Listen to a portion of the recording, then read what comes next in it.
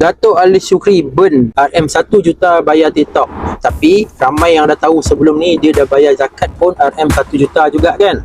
Kita baru tahu 2 transaksi dah 2 juta. Betul ke best jadi kaya? Ramai gelak bila dia nyanyi lagu pelik-pelik, live lepas aku meniaga macam orang terdesak.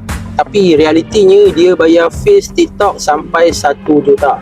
Dia sendiri mengaku TikTok ambil 20%. Sebab TikTok makan dik dengan nama Allah, dengan sil papa, semua kedai lebih 1 juta.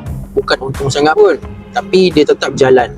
Sebab dia bukan founder baru. Dia mula daripada kosong, tak ada modal, meniaga tanpa lesen. Satu benda yang dia ada, mentaliti kerja dulu, kira kemudian. Sebab tu dia naik, dia tak naik sebab satu video viral. Dia naik sebab tak berhenti walaupun semua orang troll. Dan bila hanya 2 transaksi yang buat kita tahu dah 2 juta, kita patut fikir.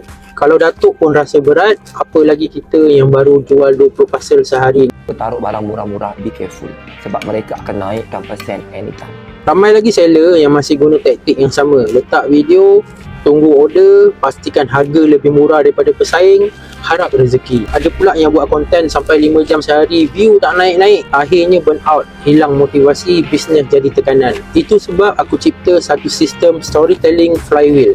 Framework ni tetap guna TikTok tapi bantu kau cipta satu video yang boleh tarik leads. Aku dah test 600k view tanpa ads. Just cerita yang betul. Dan sekarang aku nak bagi satu video FYP percuma. Tapi sebelum tu pinjam masa kau seminit untuk layan video yang aku ada pin dekat profile.